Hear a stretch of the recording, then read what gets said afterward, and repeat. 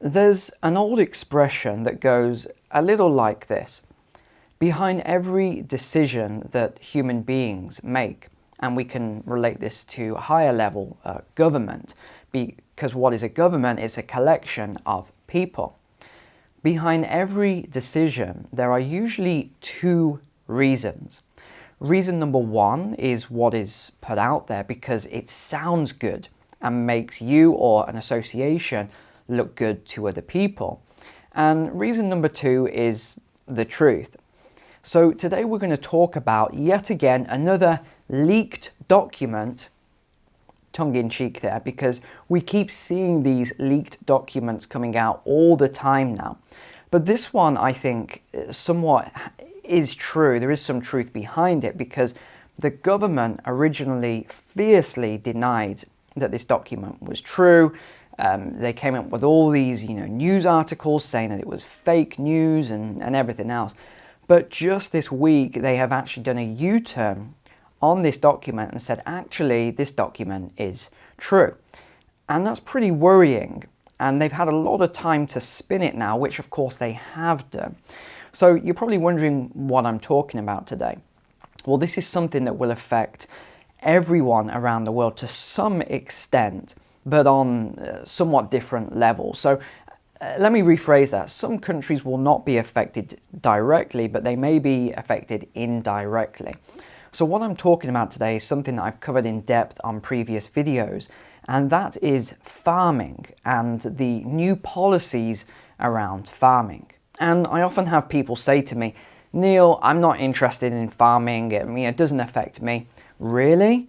Where do you think the food comes from that ends up on your plate at dinner time, lunchtime, breakfast time? And most people never really think where that food is grown. The second largest food grower in the world is the Netherlands, by far. And yet they are a very small country, a very efficient farming community. Now, we talked previously about these new legislation and how the Netherlands is really the test case to see how the farmers would react to the destruction of their farms and all of these new permits that they have to get in order to even do any kind of expansion.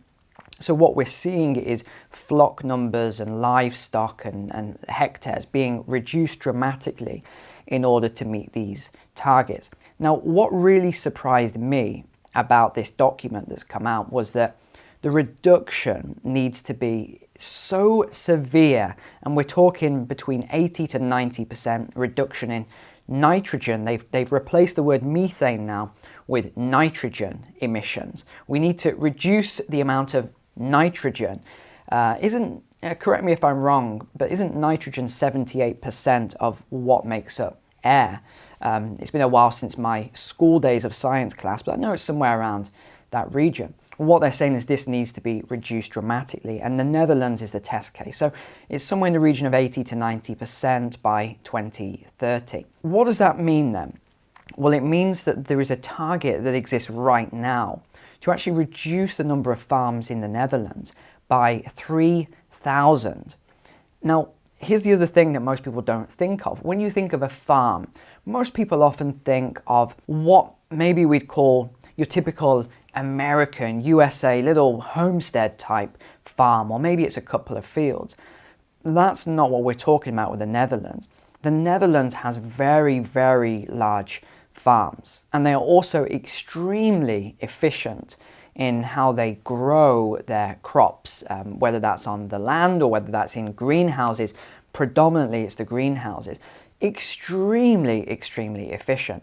So there is a target, and currently it's a voluntary target, but the document is very clear and it outlines how if the farmers don't do this voluntary, by early 2023, a compulsory purchase order will be issued on the farmers to remove 3,000 farms, because as this whole case study, which of course, whenever you look at a case study, you've always got to look at who funded the case study and who those associations are with and what is the agenda here. That's what I always look for. What is the incentive? What is the agenda?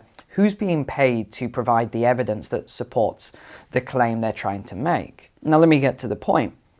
The key thing that it was most worrying in this report was that by 2030, they talked about having to potentially reduce the farmland or the amount of farmers by 11,200.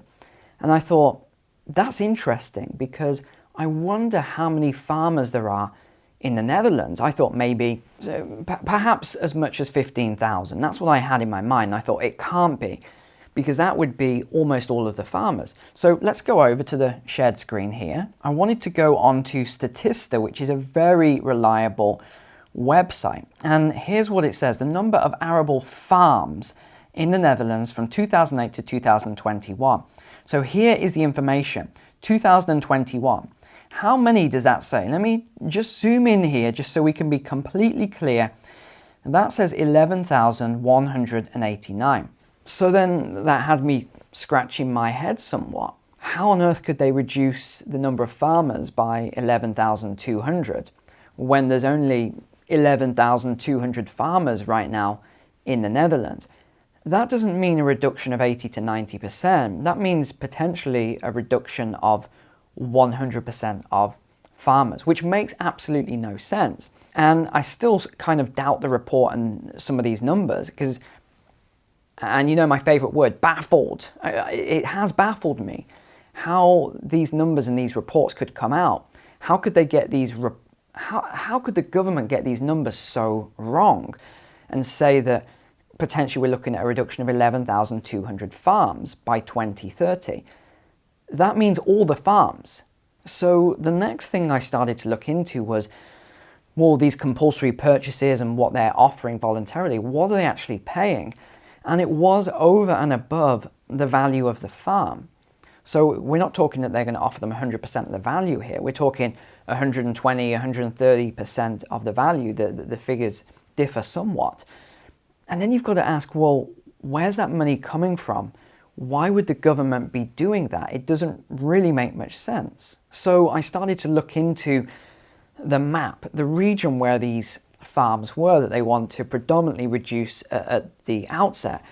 And you probably won't be surprised by this, but these farms are in key strategic areas, which is I'm going to come on to this in another video because we won't have time to cover it today. And it is somewhat dystopian. A lot of people call it utopian in terms of what they want to build on this farmland. So when you start putting the pieces together, and you know, because it's a fact, this isn't a conspiracy, it's a fact, this document has been put out as to what they want to build on that land, you start to say, okay, now I get it. And then you start to ask, well, is this really just a smokescreen then? And if you know me quite well, you'll know that I like to really look into things deeply. And I think the answer is yes, it is a smokescreen. It's quite clear to me that they want to buy this land from the farmers, and then they want to bulldoze it in order to make way for what they want to build next. And again, I will make that in a future video. So how did all of this start then? Well, it actually began in 2019, which is the same year that a lot of this stuff actually started. So many things happened in 2019, all at the same time throughout all these different industries and sectors. So there was a report that was put out by the EU, so the European Union, that said that the Netherlands was breaking EU law as a country and that they had to fall in line very quickly or they would lose a lot of perks, and there's fines and all sorts of other things. So in response to this, the Dutch government unveiled a 25 billion euro package in order to go out and buy this farmland from the farmers in order to reduce all of these emissions dramatically. Now, I've read that study, as many of you will have read that study. And again, it's the same thing every time. There is scientists and experts that have obviously been paid to provide their evidence, but it's always one-sided. There is no case study or risk assessment, risk analysis of what will happen when you destroy that much food from the global supply.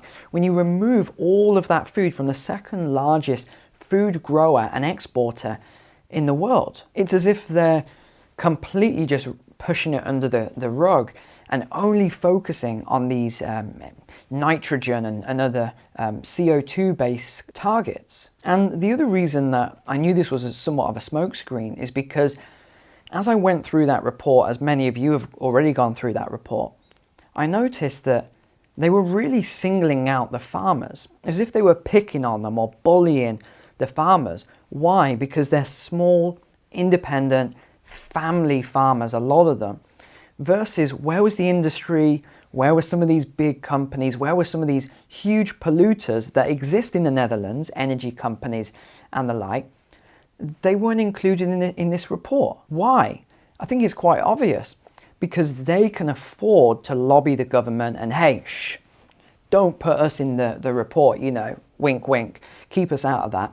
But the farmers they're not like that. They don't go lobbying individually. Perhaps there's large-scale lobbying as a group, which I'm sure there is. It exists everywhere. But because the farmers are not going out in the same way, they were just an easy target. But again, it does worry me around the food production. But I won't pass comment on that here on this platform. I did once before and got my video banned. So I won't say anything on some of the other reasons they could be attacking food production. And I actually listened quite recently to a Dutch politician. And he was talking about how these farmers are also being driven out of business. So they're being attacked from all these different angles.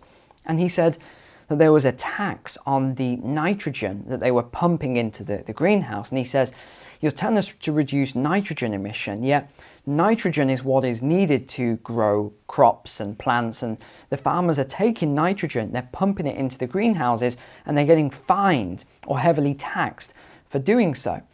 And you listen to arguments like that, and then you listen to the counter arguments, and you've got logic versus just absolute nonsense here. It made no sense. It was just political speech going around in circles, talking about emission targets and everything else. He's saying, no, I get it, but, and he says it again, and the person comes back and says all this stuff again.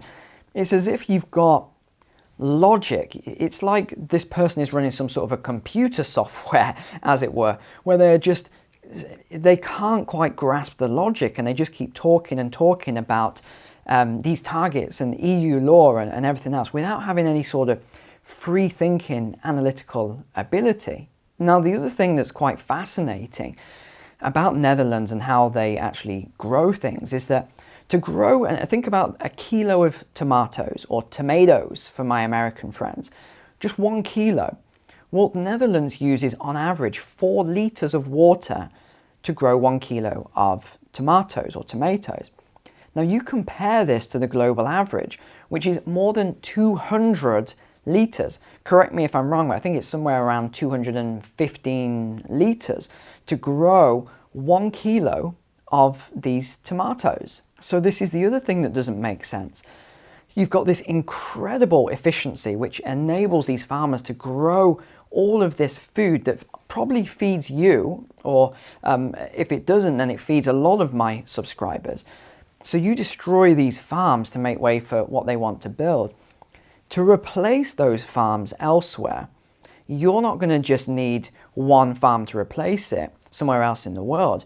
You're probably going to need a huge amount more farms to match this efficiency. Because remember how technology advances. You don't just wake up one day. It's always funny when I watch these sort of archaeological programs where they say, oh, this was built X amount of thousand years ago by hunter-gatherers. They just woke up one day and they decided to build this massive monument, and we still don't know how they built it today.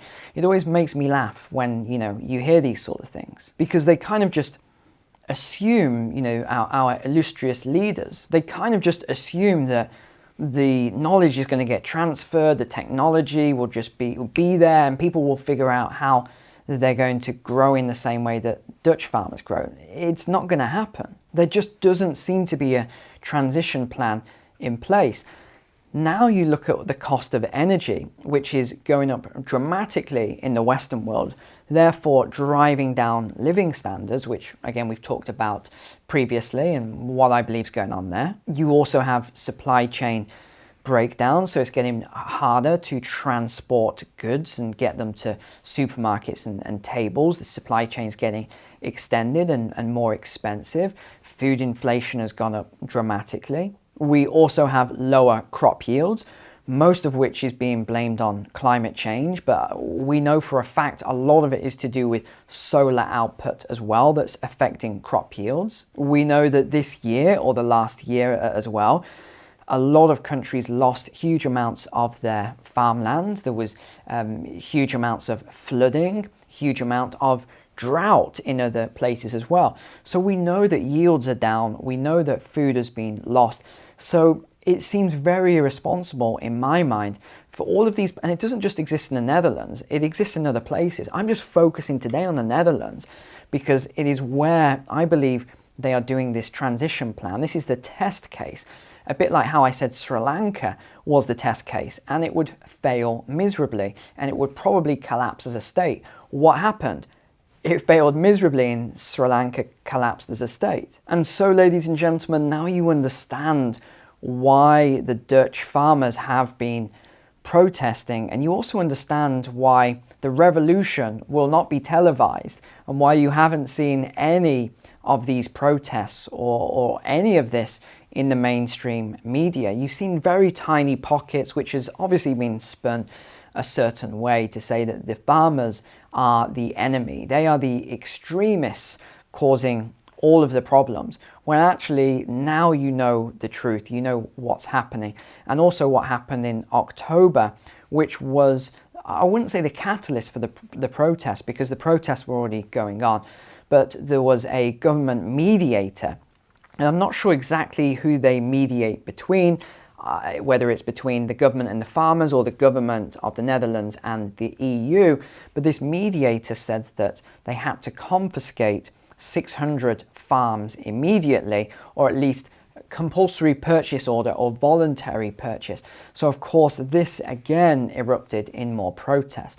And if you look at the amount of protests we have right now, and then you add on even more farms, another 3,000 by early 2023, and then you look at 11,200 by 2030, it's only a matter of time until all the Dutch farmers realize what's actually going on here, and that eventually they could all just disappear from this area where they have very good farmland and growing conditions. But that isn't where the government wants them to be. They want them to relocate. So you're probably wondering then, why? Why doesn't the government want them there? Well, the reason behind that is stranger than fiction, and I will get into it on another video for another day.